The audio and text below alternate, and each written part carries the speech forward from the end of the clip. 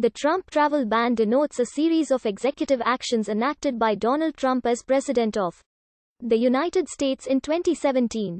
First, Executive Order 13769 placed stringent restrictions on travel to the United States for citizens of Iran, Iraq, Libya, Somalia, Sudan, Syria, and Yemen, following protests and legal challenges.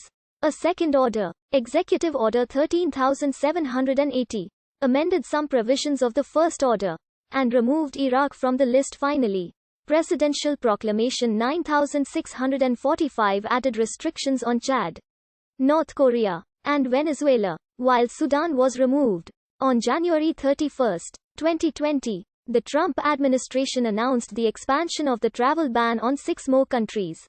However, this ban only affects certain visas for residents in countries of Eritrea, Kyrgyzstan, Myanmar, Nigeria, Sudan, and Tanzania. On January 20, 2021, President Joe Biden issued a proclamation revoking the Trump travel bans. On December 7, 2015, as a candidate for president, Donald Trump called for a total and complete shutdown of Muslims entering the United States until our country's representatives can figure out what the hell is going on. His comments were condemned by several of his competitors for the Republican nomination, including Chris Christie, Jeb Bush, Marco Rubio, and Lindsey Graham, as well as by several Republican state party chairmen, civil rights activist Ibrahim Hooper of the Council on American Islamic Relations, and Democratic candidates for President Bernie Sanders and Martin O'Malley. In the days after the first executive order was issued, White House Press Secretary Sean Spicer objected to the characterization of the executive order as a travel ban. However, Trump himself referred to his actions as a travel ban. In early May 2017, Spicer was asked by a reporter if this White House is no longer calling this a Muslim ban. Why does the president's website still explicitly call for preventing Muslim immigration? Quote, after the question was asked, the text, Donald J. Trump's statement on preventing Muslim immigration, was removed from Trump's campaign website. All 3 travel bans were challenged in court. This delayed implementation and motivated the second and third revisions. Eventually, Presidential Proclamation 9645 and its accompanying travel ban was upheld in the Supreme Court. In January 2020, the Trump administration announced plans for an expansion of the travel ban. More than 135 million people lived in countries affected by the original ban.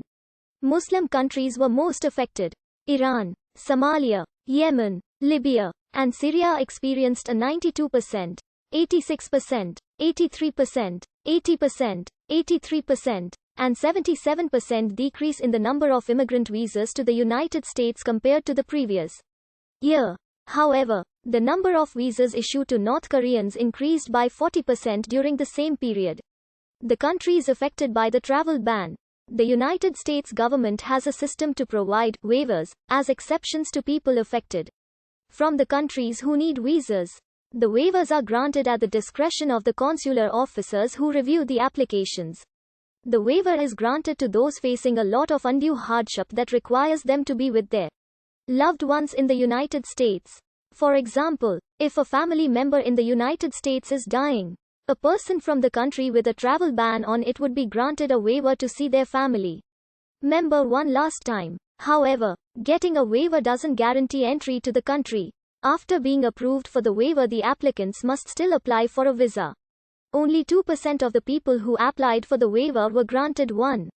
From 33,176 applicants through April 30, 2018, 579 applicants had been granted the waiver. On January 20, 2021, President Joe Biden issued Proclamation 10141 revoking the Trump travel bans.